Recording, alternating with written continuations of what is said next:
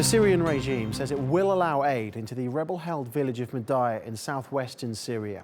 The UN plans to deliver humanitarian assistance in the coming days. The UN says it received credible reports of people dying from starvation in the village. It's been surrounded by pro-government forces for 6 months, leaving more than 40,000 people trapped. Surav Roy has more. 7-month-old Amal Haddad hasn't had anything to eat for 10 days. Her mother says she gives her salt and water to calm her down.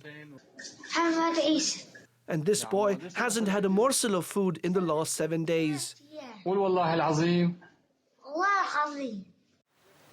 Syrian activists say more than 40,000 people in the rebel-held town of Madaya are facing starvation. Syrian regime forces and Lebanese Hezbollah militants have been besieging the town for more than 6 months, and they have surrounded it with landmines. Since then, residents haven't received any supply of food and medicine. Shops are empty and the streets are deserted. This woman says for the last 2 months she's been cooking wild plants to feed her family. And that has angered other Syrians. These protesters in Idlib say they will protect the people of Madaya with their blood and soul. They are chanting, "Madaya is dying. How long will the world be silent?" And this boy holds a placard that reads, "Syrians will blanket the people of Madaya with their own bodies." But more than blankets, the people of Madaya need food, and they still have to wait for international aid to reach them. Surav Roy, TRT World. Well, let's cross to Francis Collings in Gaziantep, near Turkey's southern border with Syria, who's following this story. Francis, what's the latest then with regards to any possible relief convoy getting into the town? Well, we do understand there has been an agreement between the Syrian government and the United Nations, and a convoy will be heading to Madaya. The big question is when. These things are very difficult to organise. It could be sometime over the next few days. It certainly won't be immediately.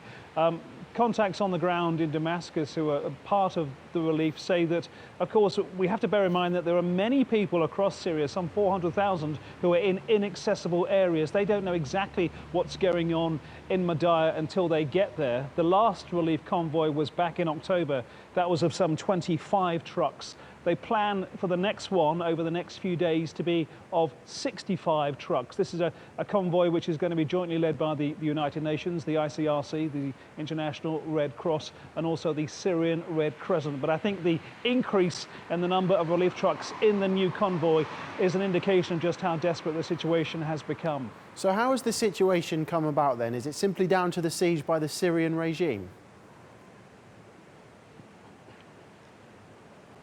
Well, as we know, this is one incredibly complicated scenario. The proximity of Madaya to Damascus, of course, is vital. It's high up in the mountains, it's 1,400 meters up. It's very cold there normally. Often a lot of snow and ice. I've often been nearby on the main road going down to Beirut from Damascus, where we've been snowed in at this time of the year in various cars. So that's an indication of just how intemperate the weather can be at this time of year. But of course it's very close as well to the Lebanese border, and there was concern for the government certainly that the porous border was a scene of all sorts of arms smuggling operations. The other thing to bear in mind is that what's going on in Madaya is directly linked as well to other villages in the north, and this agreement is going to involve 2 other villages in the north, Foa and Kafraya in Idlib province, about 200 kilometers to the south of me. There we have an opposite situation. They're government villages, but they're besieged in Idlib by Jaish al-Fatah, the army of conquest, part of the multitude of opposition fighters in that area. The two are linked together. There was a loose agreement a few months ago that broke down, but when the convoys do actually go through, it will be to not just Madaya, but to other villages in Idlib as well. OK, Francis, thank you very much for the update. Francis Collings.